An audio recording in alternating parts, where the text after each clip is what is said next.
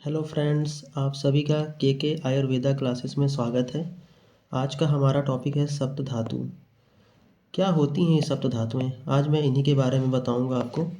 शरीर में 7 प्रकार की धातुएं होती हैं और उन्हीं के बारे में आज हम आपको बताएंगे। उनका अर्थ क्या होता है, नाम क्या होता है और कार्य कैसे करती हैं।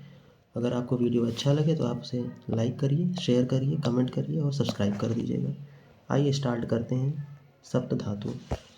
सप्त धातु जो है वो 2 शब्दों से मिलकर बना हुआ है। कौन कौन से? सप्त। सप्त क्या मतलब क्या होता है? 7। धातु का मतलब क्या होता है? जो शरीर का धारण करती है, जो शरीर का पोषण करती है, मीन्स की पोषण। ठीक है, अर्थात जो शरीर का पोषण करती है उसे धातु कहते हैं। और शरीर में कुल 7 प्रकार की धातुएं होती हैं, इसलिए इसे सप्त कहते हैं। तो दोनों मिला के क्या बना? सप्त धातु बना। तो आइए देखते हैं। धातु। धातु क्या होता है? धातु शब्द की निष्पत्ति जो है वो संस्कृत के धारणार्थक दुधाई धारणो पोषणः धारण पोषणयोः अर्थ में हुई है। अर्थात शरीर का धारण एवं पोषण करने वाली रचनाएं धातु कहलाती हैं। मीन्स कि शरीर का जो धारण करती है और जो शरीर का पोषण करती है उसे क्या कहते हैं? धातु कहते हैं। ठीक है, फिर देखेंगे। धातु जो है वो धा शब्द में तुन प्रत्यय होकर धातु शब्द की निरुक्ति होती है। अब ये धातु शब्द बना कैसे है? धातु शब्द जो बना है वो कैसे बना है? देखिए, धा शब्द में तुन प्रत्यय लगा हुआ है। धा शब्द में क्या लगा है? तुन प्रत्यय लगा हुआ है। जब धा शब्द में तुन प्रत्यय लगेगा तो क्या बनेगा? धातु बनेगा। देखिए, आचार्य सुश्रुत ने क्या बोला है? आचार्य सुश्रुत ने धातु शब्द की निरुक्ति के बारे में क्या कहा है? धारणात् धातुः, अर्थात जो क्या करे? धारण करे। क्या करे? धारण करे। क्या धारण करे? धातु। तो धारणात् धातुः, जो धारण करे उसे क्या कहते हैं? धातु कहते हैं। मतलब कि आचार्य सुश्रुत ने यह बोला कि धातु शब्द की निरुक्ति धारणात् धातुः बताई है। अर्थात शरीर को धारण करने वाले तत्व को धातु कहते हैं। मीन्स कि जो शरीर को धारण कर रहा है उसे धातु कहेंगे। ठीक है, फिर अष्टांग हृदय क्या कहते हैं? अष्टांग संग्रह में शरीरम धार्यन्तेते धात्वाहारस्य सर्वदा। तो अष्टांग संग्रह में बताया गया है कि धातुएं शरीर का धारण करती हैं और सर्वदा एक धातु दूसरे धातु का आहार यानी कि पोषण करती है। मीन्स कि अष्टांग संग्रह कहते हैं कि धातुएं जो होती हैं वो शरीर का धारण करती हैं, शरीर को धारण करती हैं। ठीक है, और हमेशा सर्वदा एक धातु जो होती है वो दूसरे धातु को क्या करती है? पोषण करती है, उसका आहार बनती है, उसका पोषण करती है। ठीक है, अब देखेंगे धातुओं की संख्या। धातुओं की संख्या कितनी होती है? जैसा कि मैंने अभी आपको बताया था 7 प्रकार की धातुएं होती हैं। तो धातुओं की संख्या कितनी हो जाएगी? 7 हो जाएगी। इसे इस श्लोक से समझेंगे हम लोग। अष्टांग हृदय के अनुसार क्या है? रसा संग मांस मेधो अस्थि मज्जा शुक्राणि धातुवा सप्तदूष्यः। अर्थात कौन कौन सी धातुएं हैं? रस, रक्त, मांस, मेद, अस्थि, मज्जा, शुक्र। ये सारी क्या है? धातुएं हैं। 7 प्रकार की धातुएं। देखिए, 1 2 3 4 5 6 7, ये 7 प्रकार की धातुएं हैं। तो कौन कौन सी बताया है? देखिए, रस, रक्त, मांस, मेद, अस्थि, मज्जा एवं शुक्र, ये 7 धातुएं वाग्भट ने बताई है। क्लियर? इन्हें दूष्य भी कहते हैं। जैसा कि आप देखे होंगे यहाँ लिखा था सप्तदूष्यः। सप्तदूष्य का अर्थ क्या होता है? दूष्य। इन्हें दूष्य भी कहते हैं क्योंकि दोषों के द्वारा इन धातुओं का दूषण होता है। जो दोष होते हैं, दोषों के कारण क्या होता है? इन धातुओं का दूषण होता है। ठीक है, आचार्य सुश्रुत क्या कहते हैं? सुश्रुत के अनुसार क्या है? ऋषाद रक्तम ततो मांसम मांसान मेधा प्रजायते मेधसो अस्थि ततो मज्जा मज्जा शुक्रम तो जायते।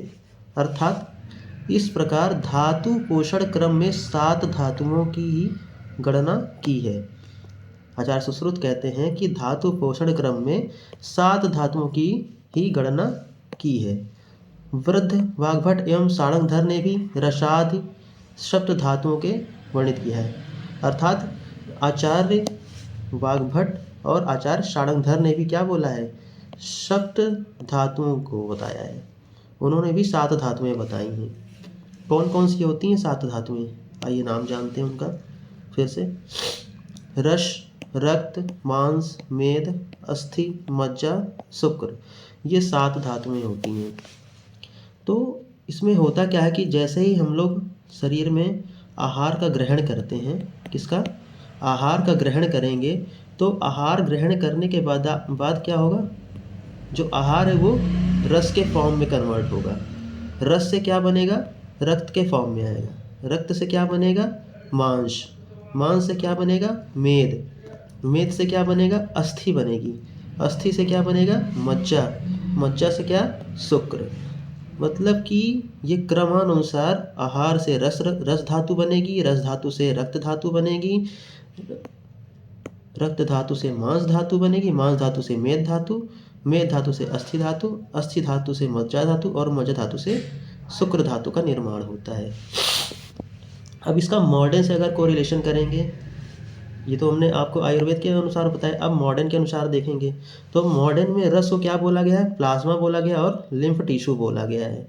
रक्त को ब्लड टिश्यू बोला गया है, मांस को मस्कुलर टिश्यू बोला गया है, मेद को एडिपोज टिश्यू बोला गया है, अस्थि को बोन टिश्यू बोला गया है, मज्जा को बोन मैरो टिश्यू बोला गया है। क्लियर। और शुक्र को रिप्रोडक्टिव टिश्यू बोला गया है। तो ये हो गया आयुर्वेद के अनुसार, ये हो गया मॉडर्न के अनुसार। दोनों को रिलेट करके हम लोग पढ़ेंगे। देखिए ये हमारा शरीर है। शरीर में जैसे कि बताया था मैंने आपको, पहले हमने आहार ग्रहण किया, आहार से क्या बना, रस बना। रस धातु से फिर क्या बना, देखिए ये एरो बना हुआ है ना, ये रस धातु से रक्त धातु बनी। रक्त धातु से फिर देखिए ये एरो बना हुआ है, रक्त धातु से मांस धातु का निर्माण हुआ। फिर ये एरो बना हुआ है, मांस धातु से मेद धातु। इसी तरह मेद धातु से अस्थि धातु और अस्थि धातु से मज्जा धातु। लास्ट में मज्जा धातु के बाद ये शुक्र धातु का निर्माण होता है। तो इन 7 प्रकार की धातुओं का निर्माण होता है। यही होती हैं शरीर में 7 प्रकार की धातुएं। अब इनको देखते हैं एक डायग्राम के अनुसार। फॉर्मेशन ऑफ शब्द धातु। शब्द धातु का फॉर्मेशन कैसे हुआ, जैसे मैंने आपको अभी बताया था। पहले हम क्या करेंगे, आहार को ग्रहण करेंगे। आहार के बाद आहार से क्या बनेगा, ये रस बन जाएगा। रस से फिर क्या बनेगा, रक्त बनेगा। रक्त से क्या बनेगा, मांस। और मांस से क्या बनेगा, मेद। मेद से क्या बनेगा, अस्थि धातु बन जाएगी। अस्थि धातु से मज्जा धातु बनेगी और मज्जा से शुक्र धातु। लास्ट में शुक्र धातु का निर्माण हो जाएगा।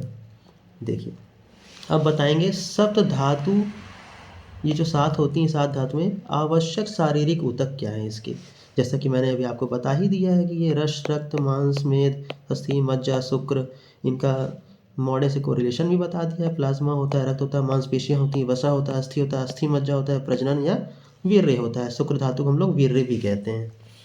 अब देखिए 7 धातुओं का डिटेल देखते हैं। रस धातु क्या होती है, इंग्लिश में इसे प्लाज्मा कहते हैं। यह धातु शरीर प्लाज्मा तरल पदार्थों का परिवहन करता है और अन्य सभी धातुओं का पोषण प्रदान करती है। रस धातु कफ दोष द्वारा समर्थित है। अर्थात रस धातु जो होते हैं वो रस धातु जो है वो उसको हम तरल पदार्थ के रूप में लेते हैं। ठीक, तरल पदार्थ के रूप में होता है। अन्य सभी धातुओं का ये क्या करती है, अन्य सभी धातुओं का पोषण प्रदान करती है। सभी धातुओं को ये पोषण प्रदान करती है। जैसा कि मैंने आपको पहले ही बताया था कि रस धातु होती है, रस धातु से फिर रक्त धातु बनती है। आइए देखते हैं रक्त धातु क्या होती है। रक्त धातु को इंग्लिश में क्या कहते हैं, ब्लड कहते हैं। रक्त धातु इंग्लिश में क्या कहते हैं, ब्लड कहेंगे। ठीक है, तो ब्लड का काम क्या होता है, ब्लड का काम क्या है, यह धातु जीवन का आधार है। जैसा कि आप लोगों को पता ही है, ब्लड धातु जीवन का आधार होता ही है और शरीर के सभी ऊतकों और कोशिकाओं को पोषण प्रदान करती है। और ये क्या करता है, सभी अंगों को रक्त क्या करता है, पोषण प्रदान करता है। यह शरीर को ताकत देता है और रक्त को रंग भी प्रदान करता है। ठीक है, ये रक्त को क्या करता है, रंग प्रदान करता है रक्त धातु। रक्त धातु को पित्त द्वारा समर्थन मिलता है। रक्त धातु को क्या है, पित्त के द्वारा भी समर्थन मिलता है, मतलब पित्त भी बोला जाता है। ठीक है, नेक्स्ट हम लोग पढ़ेंगे मांस धातु। मांस धातु क्या होती है, मांसपेशियों को बोला गया है। यह धातु शरीर में मांसपेशी तंत्र को गति प्रदान करता है।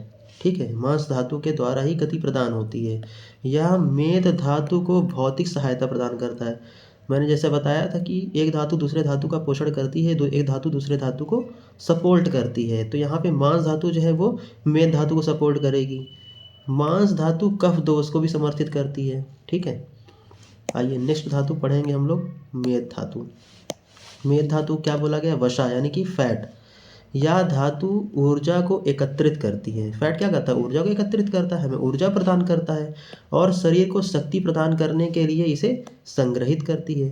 फैट जो होता है वसा, ऊतक भी शरीर को चिकनाई देने और हड्डियों को सहारा देने के लिए वसा को संग्रहित करता है। ठीक है, मेद धातु को कफ दोष द्वारा सहारा दिया जाता है। मेद धातु को कफ दोष के द्वारा सहारा दिया जाता है। आइए अगली धातु क्या है, अस्थि धातु। अस्थि आपको पता ही है, बोन होती है, बोन यानी हड्डी। यह धातु सभी हड्डियों और उपास्थि को शामिल करती है और शरीर को आकार देती है। आपको पता ही है कि शरीर में आकार कौन देगा, हड्डियां ही देंगी और कोई नहीं देगा। ठीक है, हड्डियां होती हैं वही शरीर को आकार देंगी, शरीर को दृढ़ निश्चय बना के रखती हैं, दृढ़ बना के रखती हैं। यह मांस धातु का भी समर्थन करती है। अब अस्थि क्या करेगी, अगली धातु यानी मांस धातु का समर्थन करेगी। अस्थि धातु क्या होती है, वात दोष द्वारा समर्थित है। अस्थि धातु जो है वात दोष से समर्थित होती है। अब अस्थियां जैसे मॉडर्न के अनुसार बताया गया कि 206 हड्डियां होती हैं शरीर में। ठीक है, उसके बाद देखेंगे हम लोग अगली धातु मज्जा धातु का देखेंगे। मज्जा धातु क्या होती है, मज्जा धातु को अस्थि मज्जा भी कहा जाता है। ठीक है, या इसे हम लोग बोन मैरो भी कहते हैं, मॉडर्न बोन मैरो कहते हैं। यह धातु अस्थि मज्जा को संदर्भित करता है। यह शरीर को पोषण देता है। मज्जा धातु क्या करती है, शरीर को पोषण देती है और उसके कार्य को बनाए रखने में मदद करता है। मज्जा धातु शरीर को मजबूत बनाती है। मज्जा धातु क्या करेगी, शरीर को मजबूत बनाएगी, हड्डियों को भी भरती है और शुक्र धातु का पोषण करती है। जैसा कि एक धातु अगली धातु का पोषण करती है, तो यहाँ पे मज्जा धातु अपनी अगली धातु शुक्र धातु का पोषण करेगी। मज्जा धातु कफ दोष को समर्थित है। ठीक है, अगली धातु को हम देखेंगे शुक्र धातु। शुक्र धातु क्या होता है, प्रजनन ऊतक। जैसा कि अभी पहले बताया गया था रिप्रोडक्टिव, तो शुक्र का मतलब क्या होता है, स्पर्म होता है। शुक्र का मतलब क्या होता है, स्पर्म होता है। ठीक है, तो यह धातु व्यक्ति की प्रजनन शक्ति को पोषित करता है। इसमें शुक्राणु और अंडाणु शामिल हैं। शुक्र धातु को कफ दोष द्वारा सहायता मिलती है। ठीक है, यह धातु जो है व्यक्ति को प्रजनन शक्ति यानी रिप्रोडक्टिव के लिए पोषित करता है। ठीक है, देखिए सभी 7 धातुएं आपस में जुड़ी हुई हैं। एक धातु के खराब होने से बाकी सभी धातुओं पर असर पड़ता है। जैसा कि मैंने आपको बताया था कि एक धातु जो है वो अपनी दूसरी धातु का पोषण करती है। अब इसमें से अगर एक धातु खराब हो जाएगी तो वो अपनी अगली धातु क्या करेगी, उन पे असर पड़ेगा उसका। ठीक है, धातुएं 5 महाभूतों या तत्वों से बनी होती हैं। अब धातुएं क्या होती हैं, 5 महाभूतों से बनती हैं। 5 महाभूत कौन कौन से होते हैं, पहला महाभूत आकाश, दूसरा क्या हो जाएगा वायु, तीसरा क्या हो जाएगा अग्नि, चौथा महाभूत जल महाभूत, पांचवा पृथ्वी महाभूत। ये 5 महाभूत होते हैं। ठीक है, और हमारा शरीर इन 5 महाभूतों से ही बना हुआ है। ठीक है, इस प्रकार दोष जो 5 तत्वों से बने होते हैं धातुओं के संतुलन को प्रबंधित करने में मदद करते हैं। संतुलित दोषों की एक प्रणाली धातुओं को संतुलित करने में मदद करती है, जिससे शरीर की पूरी प्रणाली का सही ढंग से काम करना संभव होता है। मीन्स कि शरीर में जब ये 7 धातुएं होंगी, 5 महाभूत होंगे, ठीक है 5 महाभूत होंगे,